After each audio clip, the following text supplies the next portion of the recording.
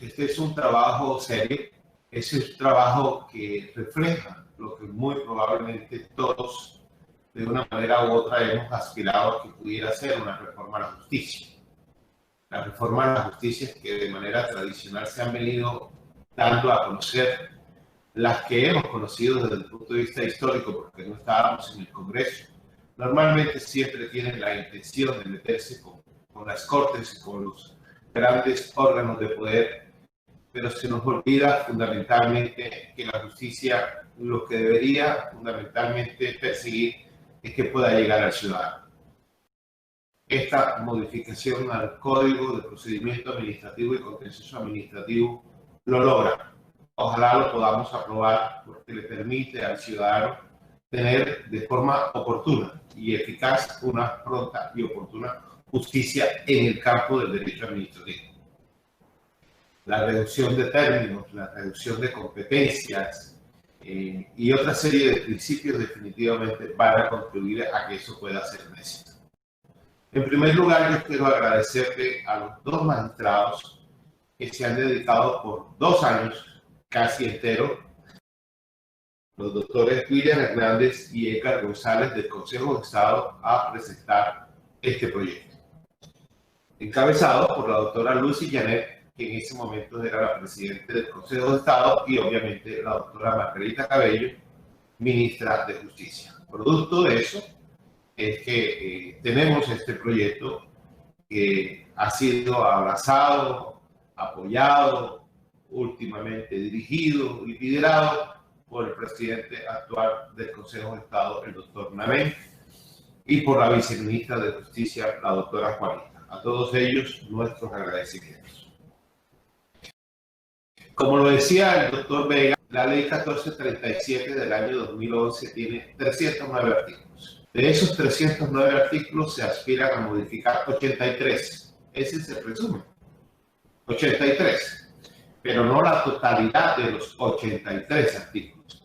En algunos simplemente se modifica una palabra, en otras se modifica un literal, en otras se agrega un numeral, en otras se agrega un parágrafo, en otras se pueden hacer algunos cambios sustanciales, pero fundamentalmente la propuesta es 83 artículos que tratan de actualizar, como debería ocurrir, una ley 1437 del año 2011, un año antes de la vigencia del Código General del Proceso. Y eso es supremamente importante tenerlo en cuenta.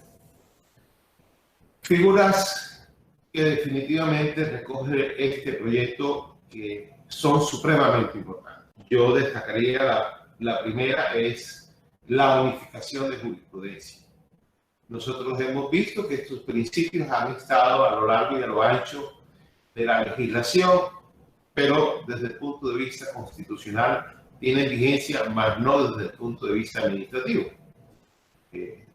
Por decir algo, simple y llanamente a título de ejemplo, en materia electoral, todos los días conocemos una jurisprudencia que contradice la anterior y la nueva contradice la anterior y la nueva contradice la anterior.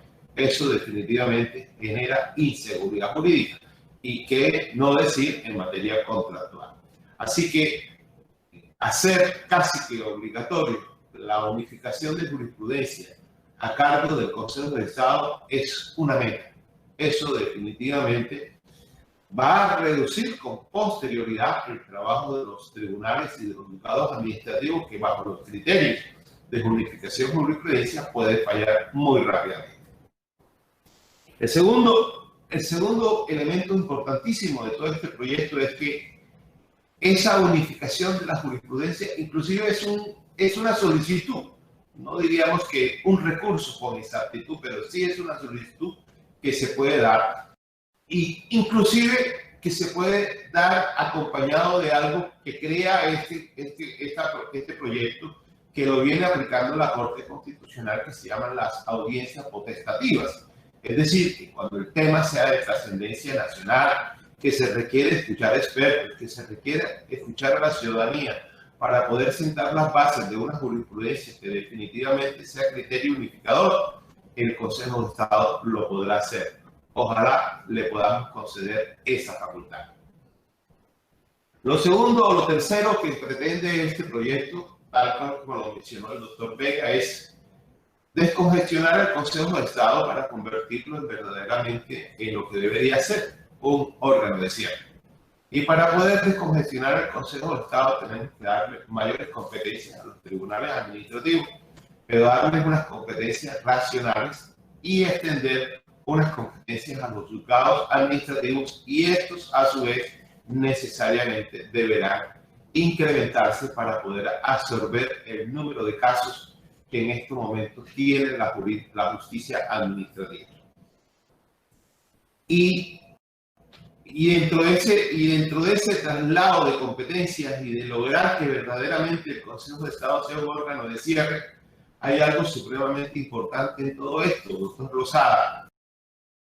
Yo sé que usted es amigo de esta figura, y es la figura de la doble instancia.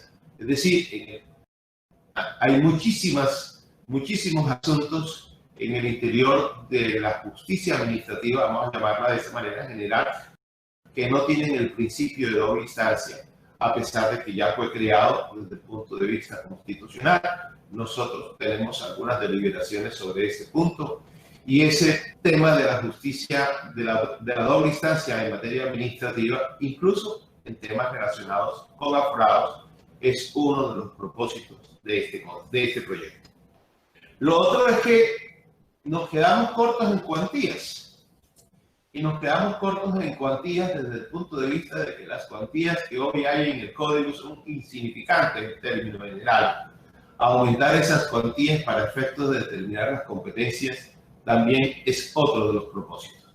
Aumentar las cuantías a los juzgados administrativos en cada una de las instancias, y igual a los tribunales administrativos, y así sucesivamente hasta llegar al Consejo de Estado. Entonces ese factor de la cuantía también ha generado muchísimas controversias, muchísimas discusiones. Entonces las discusiones, si la competencia es por razón de la cuantía, o si es por razón del domicilio, o si es por razón de la ubicación de la entidad territorial, o si es de la entidad por servicios, o si es de orden nacional, o la ubicación, si el funcionario es vinculado a una entidad de un orden o de otro, ha generado muchísimas discusiones. Este proyecto pretende solucionar el problema de las cuantías, sobre todo en materia laboral. Ya lo había dicho, el principio de la doble instancia, esto es supremamente importante, sobre todo el proceso de doble instancia en las situaciones que imponen sanciones disciplinarias. Y yo creo que eso no merece mayor explicación, porque sabemos a qué nos estamos refiriendo. Hay algo supremamente importantísimo que ocurre en otras jurisdicciones que incorpora esta modificación, y es el hecho de que cuando los asuntos sean solamente de discusiones en derecho, se pueden presentar sentencias de manera inmediata, incluso de manera anticipada, porque no hay necesidad de practicar pruebas, y esto acelerará muchísimo la justicia que tanto aspiran los ciudadanos. Una gran discusión también en el interior del contencioso administrativo con relación a la prueba pericial. Recordemos que es un código anterior al Código General del Proceso, es decir, se toman las instituciones entonces del Código General del Proceso, se resuelve el tema de la prueba pericial, pero fundamentalmente se consagra la posibilidad de que las partes puedan aportar la prueba pericial, obviamente objeto de discusión, objeto de debate, objeto de contraperitaje, inclusive. Definitivamente se resuelve el problema de la prueba pericial, sobre todo de la prueba pericial ordenada por el juez. Otro importante avance que se presenta en este proyecto de código es el tema de las excepciones. Para los que hemos litigado, si hay algo que definitivamente los abogados utilizamos unas veces para aspirar a obtener el derecho y otras para dilatar el derecho, es simplemente las excepciones previas. Definitivamente deben resolverse, y aquí este proyecto resuelve el problema de las excepciones previas, inclusive le da la oportunidad al juez de resolverlas de manera anticipada, y eso va a generar que el proceso avance de forma considerable. Otro aspecto importantísimo que se resuelve, y observen que todo lo que acabo de mencionar son situaciones de la vida práctica y real. No se está inventando absolutamente nada, se están consagrando cosas que definitivamente vienen ocurriendo, pero que el actual código no recoge y que es muy importante que esté presente. Una de ellas, por ejemplo, la gran discusión que hay respecto de discusiones que se presentan entre entidades que demandan entre sí o entidades de orden territorial que definitivamente no tienen muchísimas posibilidades de solucionarse de manera rápida. Este proyecto plantea que la Sala de Consulta de Servicio Civil puede actuar de manera oportuna con el objeto de resolver esas discusiones que se presentan entre las entidades del Estado que permanentemente se pueden estar demandando entre sí. Un gran avance, ya la ley 1437 lo había incorporado, hay un decreto que inclusive recientemente la Corte, si no estoy mal, el 806, que la Corte Constitucional declaró totalmente exequible para fortuna, y es el tema del uso de las tecnologías de la información. En todo sentido, el código avanza de manera considerable en el uso de las tecnologías de la información, desde la presentación de la demanda hasta el traslado de la misma, puede estar, digamos, acompañado del uso de la tecnología de la información, y eso es supremamente importante. Y fíjense que eso es prácticamente una herencia positiva que nos deja la pandemia y que afortunadamente el código recoge este proyecto recoge de manera acertada. Otra parte importante en este propósito de unificación de jurisprudencia es el hecho de que se propone y debe hacerse la compilación, la sistematización de las sentencias producidas por los diferentes tribunales administrativos. Entonces, normalmente hay discusión de que el Tribunal Administrativo de Cundinamarca dice una cosa y el Tribunal Administrativo de Barranquilla del Atlántico dice otra cosa y el de Antioquia dice otra cosa. Yo creo que la sistematización de estos pronunciamientos judiciales ayudará incluso al mismo Consejo de Estado a que posteriormente presente sentencias de unificación. Hay algo muy importante sobre las medidas cautelares. Ese es otro de los tantos institutos, igual que el de las excepciones, que se utilizan en el proceso, una para obtener el derecho y, como yo le dije anteriormente, otras para dilatar el proceso. Importantísimo avance que se da en este proyecto porque permite que el juez, cuando lo considere y que existen los elementos suficientes, pueda dar o no dar las medidas cautelares que se requieren. Otro gran avance importantísimo es que se puede obtener el derecho y como consecuencia de ello una sentencia, y que como consecuencia de esa sentencia pudiera surgir un título ejecutivo. Entonces tú tenías que irte con ese título de ejecutivo para otra jurisdicción para poder hacer valer el derecho que te concedieron.